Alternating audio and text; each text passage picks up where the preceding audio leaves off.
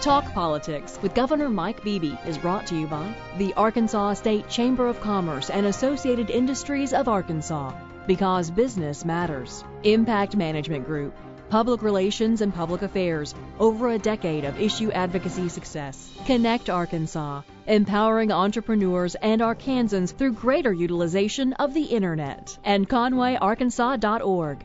Get smart. Visit ConwayArkansas.org and see why Conway is the smart choice for business, education, and more. All right, welcome to this latest edition of Talk Politics. We're joined by Governor Mike Beebe again today. Always good to have you with us. Thank you for making the time. You bet, Roby. If you want to participate in our conversation, you can do so through Twitter and Facebook. Just use the Talk Politics hashtag. So, you ready? You bet. All right, let's begin with a couple of questions out of the gate here. One deals with wind energy and the tax production credit that congressional leaders are taking a look at. This comes from Robert in Benton. Is the extension of the tax credit for wind projects something you focused on or communicated with our congressional delegation? I've been not only for the extension of that and focused on it and talked about it publicly and privately, but the problem is they need to do it for longer than a year at a time. I mean, obviously they need to do it to further make viable American wind energy manufacturing and proliferation of the wind energy grid in production in the United States.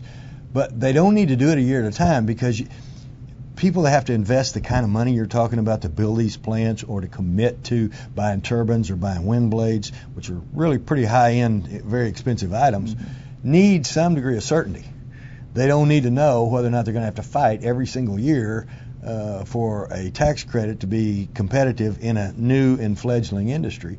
And so that's one of the tax credits that I've been talking about for several years, ever since we got in the wind energy manufacturing business, and I became more cognizant of the need for that they do that on a more sustained long-term basis so that business and investment can rely upon the stability of the public policy to make those kinds of pretty big investments that need to be made. I want to ask a couple tangents on that. First of all, the Mitsubishi plant that is announced up in Fort Smith has been involved in some litigation with GE. What's the latest on that? Are you concerned about that project ultimately coming to fruition?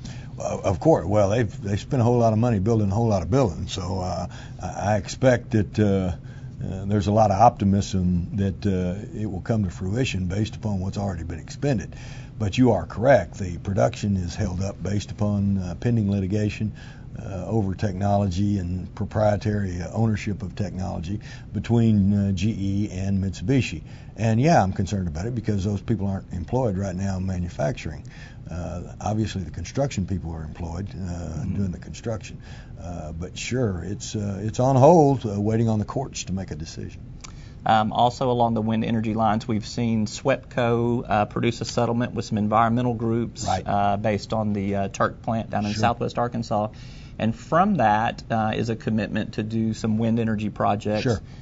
Granted, those wind energy projects aren't in Arkansas, but what do you see as potential for Arkansas as a result of that? I see a potential for more sales of wind energy component parts, whether it's nacelles or turbines or blades, manufactured by Arkansas companies, or the other component parts that go into any of those products, manufactured by Arkansas companies employing Arkansans at good-paying jobs that we have been able to recruit from mostly from Europe, but ultimately, if Mitsubishi gets up and going, from Asia as well. And so the benefit to Arkansas and the benefit to Arkansans centers around the fact that it's greater demand for Arkansas manufacturing products, which creates more job opportunities and longer job opportunities and enhanced job opportunities for our people.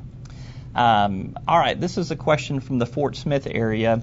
What are you doing in terms of marketing the Fort Smith workforce for potential companies? You've got the Whirlpool plant closure pending. And then you've had some other ancillary layoffs over there. The stalled Mitsubishi project that we just talked about. What do you see as potential there? it's tremendous potential, not just with a qualified workforce, which is already there, and which we market to be able to retrain and help retrain for specific new needs or specific new opportunities for other manufacturers that might want to come in there. But also we have a lot of capacity with regard to facilities, and the Whirlpool plant being one of them. We are somewhat at the mercy of some of the folks who still control some of those assets that are very squeamish about who they might want to sell the property to. They don't want to sell it to a competitor. Right. And we don't have any control over that. If they own the building and the state doesn't own the building, the city doesn't own the building, then you've got some limitations. But our economic development folks have been and will continue to market that, particularly that workforce. The workforce in Fort Smith, particularly with its manufacturing heritage, is competitive with, I think, anybody in the country. And we sell that to potential manufacturers. Now the problem is everybody's trying to get potential manufacturers in, but we're able to really put a good case for it, and we're doing that as we speak. I'm going to connect two dots here. You're talking about workforce. I heard you on Business News Channel CNBC last week talking about workforce and Caterpillar. Right. Is there a chance that Caterpillar plant could go to Fort Smith? Yes, there is you mean the new one? The new one, yes. Absolutely, there's a chance. We don't pick towns in Arkansas. We want them to come to Arkansas, and we'll market each and every town, and we won't pick sides. Now, obviously, if somebody wants to have navigable river service, that limits the number of towns, because you're either talking about the Mississippi or the Arkansas. If somebody wants interstate access, then that certainly limits the number of towns. If somebody wants certain rail capacity, then but we will present every community that meets whatever the specifications happens to be of the potential business. We'll market every one of those to the potential customer. And the problem with the new Caterpillar plant, of course, they're very happy with the one that's here, and they're hiring even more people, and they're kind of ahead of schedule. And things are going very well in the North Little Rock plant, where they make every now road grader. They call them motor graders. I still call them road graders. That's manufactured in North America is being manufactured right here in Arkansas. But then they're going to do a new plant. But we're not just fighting 49 other states for that.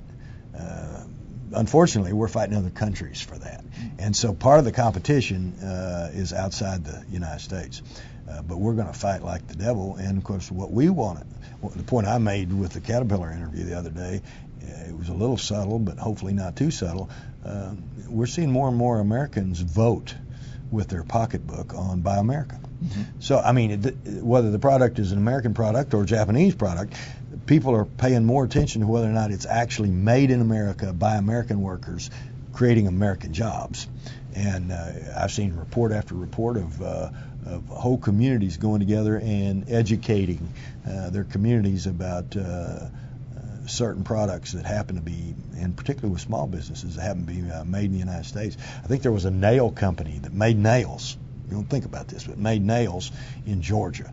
And a community got together, and a bunch of publicity was made, and so many hardware stores and contractors and everybody else started buying nails from this American company that they had to put on a whole new production shift and expand. Okay. So I would hope that Caterpillar, or anybody else for that matter, will take into consideration that putting the jobs in America, manufacturing in America, is something we all need to prioritize. Let's flip to healthcare. James asks by email, I understand you support health insurance exchanges between individual states in partnership with the federal government to allow consumers to shop around for the cheapest health insurance to suit their needs. I'm wondering if exchanges will just be another level of bureaucracy. I guess I always like to shop directly without the need of a middleman. Sure. Are exchanges truly needed? Well, that's a good question. The buying power of an exchange, if you listen to some of the folks that think that it's a great idea, and a lot of really good folks do, is enhanced for the consumer, and the buying power will actually benefit in terms of lowering the cost of the product, because you can pool your resources to the point that you can demand a more competitive price. But that's really not the issue here. The issue that I actually had to decide upon is it's the federal law that you're going to have exchanges. And the law says we're either going to have, the states can do their own, or if you don't do your own by, what it was at 13, I guess, or don't have plans to do it by then in place, then the federal government's going to do it for you. Now, I don't like the federal government doing hardly anything for us. I think we do it better than the federal government. And so I actually wanted us to opt out of the federal exchange program and do the state exchange program in the last session, but certain members of the General Assembly didn't want to do it, and they held up the insurance budget to keep us from doing it. And so I said, okay, we'll let the feds do it. Their argument was that this is part of Obamacare and it's going to get repealed or thrown out in court. And so we put a clause in there and said, fine, if it's thrown out in court or repealed, then all this is null and void. Then you can then argue the merits of an exchange on its own basis, not with the partisan or the political ramifications of what Washington was doing. It still wasn't satisfactory. So we ended up without an Arkansas exchange, and we're going to have a federal exchange. Then they came along with the idea, okay, those that aren't opting for the local, we can do the partnership and give you some control, some say, and save you some of your state dollars. And we opted for that. And I support that. And our insurance commissioner asked to do that, and I made that call and made that decision. It ultimately tries to ensure that they won't take any of our premium tax money, which is something that it may not happen. It may be something that we shouldn't worry about, but there are enough people worried about it that I didn't want to take a chance. The irony here is some of the people that didn't want this, Arkansas to opt into their own exchange, are the very people whose philosophy and whose support for a number of Republican governors around the country, and those very Republican governors have opted out of the federal exchange and to do the state exchange, which is what we wanted to do. Mm-hmm. Mississippi did it. I think Utah did it. Idaho did it. Indiana. Arizona. All these Republican governors said, we want the state to be in charge rather than the feds. That's what I wanted. But we got folks that didn't see it that way. So the answer is the exchange can be of benefit, and I would be very careful about the level of bureaucracy, because we don't need to build any more bureaucracy than we have to. But at the same time, what really trumped the issue of whether you want an exchange or don't want an exchange is the federal law says you're going to have one. We're either going to do it for you and make you be a part of it, or you can opt out and do it yourself. And incidentally, doing it ourselves wouldn't have cost us any more money than them doing it, because they're providing the same level of support either way. All right, if you want to participate in the conversation, you can still do that through Twitter. Use the Talk Politics hashtag. We'll try to take some questions in the middle of this. Let's stay on health care. Can you give me an update of where we are with Medicaid reform? You've presented a budget on Medicaid for this upcoming fiscal session, right, but you're also working on some reform efforts. What's the latest on that? We're still working. We have some preliminary specifics that are being talked about and debated in various focus groups with all of the various constituencies that are most directly related involved. What I said from the beginning was, we don't need to do this kind of stuff in a vacuum, and bureaucrats don't need to be making this policy, and I don't need to be making this policy without the direct input from the people actually involved, whether it's doctors, whether it's hospitals, whether it's consumer groups, advocates for doctors or for the patients for the doctors and hospitals, whether it's the Medicaid folks themselves. And so the basic underlying core was that fee-for-service, which is the old way we've always paid for health care, is unsustainable. The costs keep going up so fast, the taxpayers don't have enough money in the world to keep paying those escalating health care costs, much less on their own policies, over and above what their taxes pay for. So trying to separate ourselves from a fee-for-service model and go to a bundled payments model without adversely impacting either accessibility or the quality of health care is a difficult and real complicated task. So we've involved all these various groups. We have 9 preliminary diagnosis areas to try this on to see if it works. There's no guarantee it'll work. We do know if we do nothing, we're going to be way in the hole in terms of money. So we got to do something. And there's no guarantee that this is the right answer. And that's why we've got all these groups involved to try to help us flesh out the details, which are very, very complex. I'm happy to report that they are working hard. that some of the people that were initially against even the concept have dug in, and they're working side by side with other providers, with insurance companies, with doctors, with hospitals, with our Medicaid folks, our human service folks, and with some legislators. They all seem to be trying to work together to make this work. We'll see. So you're telling me they're all singing Kumbaya? No, I'm not saying they're all singing Kumbaya. There's still resistance in some circles. There's still skepticism in some circles. But to my knowledge, the initial resistance to even sit at the table and try to figure it out is gone. Okay. And if there's a constituency group out there that's unrepresented at the table, I'm not aware of it. Let's talk about the fiscal session next week. You've made some budget cuts. You've outlined some supplemental appropriations. You've presented a budget. A few items are not in there. You have not addressed in your supplemental appropriations the trial court assistance funding situation. And you mean for temporary relief? For temporary relief. Because that's one-time money when you talk about Correct. Supplemental, right. or other one-time money. There's nothing in there in terms of one-time money to restore some of the cuts that are being made over at the health department for their home care program. Are you going to try to address those through the budget process going forward, or are you going to live with the cuts that are there in place now? Well, I'm always amenable to plugging a temporary hole with one-time money if we have it. But that is a temporary and fatal solution if you don't have the long-term, ongoing strategy to pick up the slack once the one-time money's gone. For example, if you've got a savings account and you need to spend $1,000 on an ongoing obligation to get you through a bad period, that's okay as long as you know that there is a constant flow of income and money so that you can sustain that obligation after that short period is finished and after that one-time $1,000 was used up. If you don't have the ongoing solution, then you're just throwing one-time money at something that's inevitably you're going to turn around and stop at the end of when that money runs out. So that's a long way of saying that I'm amenable to using that, yes, if we can work out a long-term solution. With regard to the court system issue, I have an idea of how to solve that with some one-time money in the back of my mind once I'm satisfied that they've got a long-term solution to their problem. And until we get that, we're withholding any further judgment on it at this juncture. Do you think they understand what the long-term problem is for them? Yeah.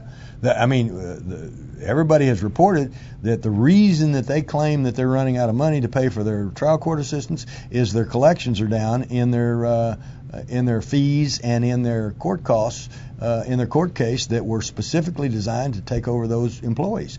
When those employees were hired years and years ago and made state employees, and they are, like a lot of new things that come on, the way that they justified and the way that they argued to become state employees was, look, it's not going to cost you any more general revenue. We got enough court costs to be able to justify this, and we're going to give you, state, the court costs if you'll pay for these things out of those court costs. And the state did that years ago. And so these people have been paid forever out of court costs. Well, the court cost collections are way down. Some of the reason for that is the economy's down. Some of the reason for that is some of our district courts, where most of this money comes from, are collecting more from the fines which go to the cities and the counties and not collecting the court costs at the same rate, which goes to the state to pay for these docket coordinators. They got to fix that.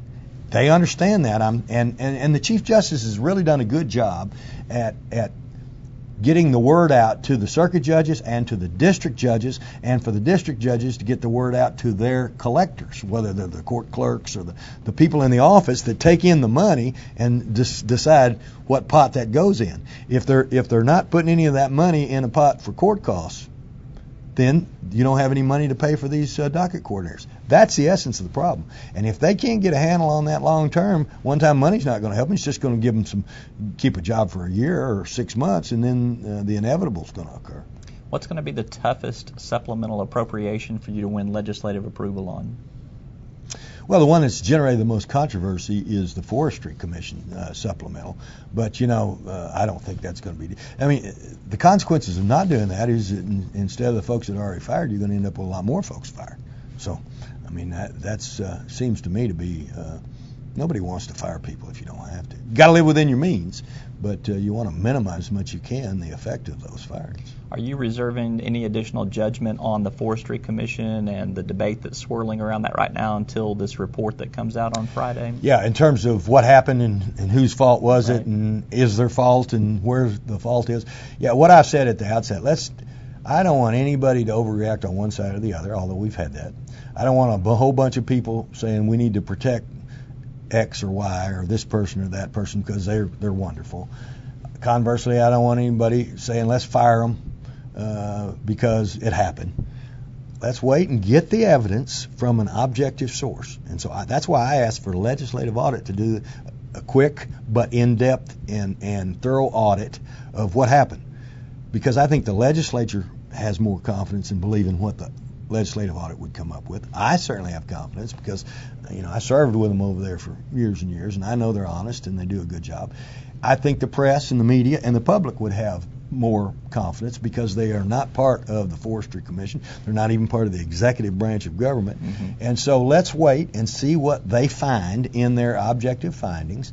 And when we determine that, then we can use rational judgment and evidence-based logic to decide who did what, who should have done something they didn't do or did something they shouldn't have done, and then what is the appropriate course of action to take as a result of that.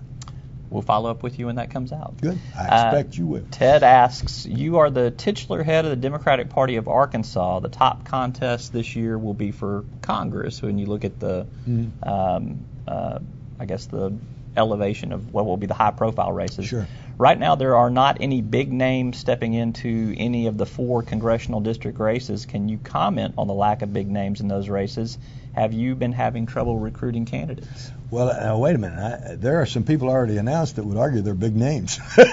So I'm not going to necessarily agree with I know I see Clark Hall every day. If I agreed that he wasn't a big name, he might have something to say. Recruiting candidates is really not my job. And the caller's right, I'm the titular head of the party. But the recruiting candidates is done by the party. And my number one job, even though and I have that job, is titular head of the party.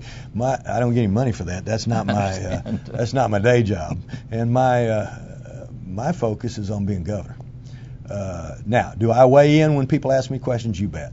Will I make a phone call to somebody and tell them what I think? Absolutely. I'm more than happy to do that.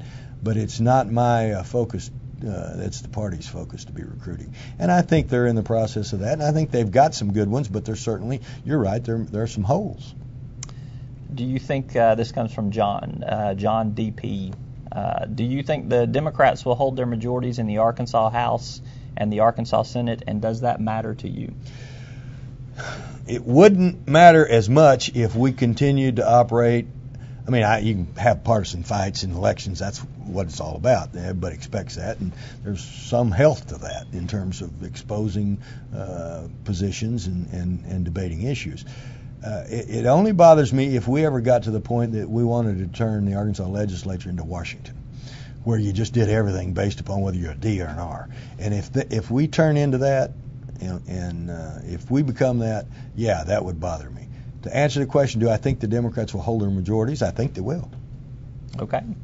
Have you seen any bills outside of the budget scope that you support adding to the session agenda? Perhaps. Such as? But it depends upon whether or not there is I don't support it unless there's an overwhelming consensus, which there need to be because it takes 2/3 vote. Right. And that it could be done without interrupting any time on the or prolonging any time in the session. And that is what was agreed to with the truckers and the highway department and the legislative leadership, that if they didn't do what they were going to do on the diesel tax, then they would repeal the tax break that they got on their equipment.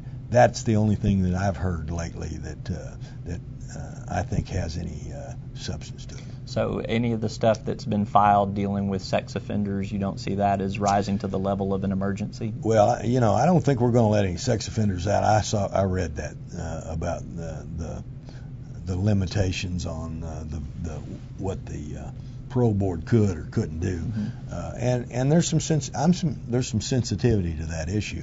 But I think between now and January, the parole board can find the kind of programs necessary so that if they got somebody they're really worried about, they can surely keep them in there between now and January. This comes from Wilson in Little Rock. This is on the subject of crowdfunding. Do you know what crowdfunding is? No. I'll try to explain it a little bit here in the course of this question. Crowdfunding, which allows small investors to pool their money and capital together via the Internet for investing in a startup company or project, has been a controversial subject in Congress. It basically allows you to pool this capital together for investments, and you're not necessarily registered with the SEC like a normal kind of investment. It's kind of the other end of an insurance exchange. It could be, sure. Each Arkansas member of the U.S. House of Representatives voted for this for a federal act called the Entrepreneur Access to Capital Act last November. It passed 407 to 17. Is this a bill you would like to see the U.S. Senate endorse and send to the president? Since I obviously don't know anything about it until you just explained, okay. I wouldn't know whether I'm for it or against it until I did an analysis of and listen to what the pros and the cons are. If there are no cons, I don't know why they hadn't passed it. If there are cons, then I'd need to listen to what they are before I decided on the pros. Yeah. Well, I think your Securities Commissioner, Heath Absher, has been hesitant to support this and Heath is somebody I have a lot of confidence in. Okay. It has not come to my attention to weigh in on it yet until this question, so obviously I don't know. We'll follow up with you on that. A couple of questions on environmental issues and the Keystone project.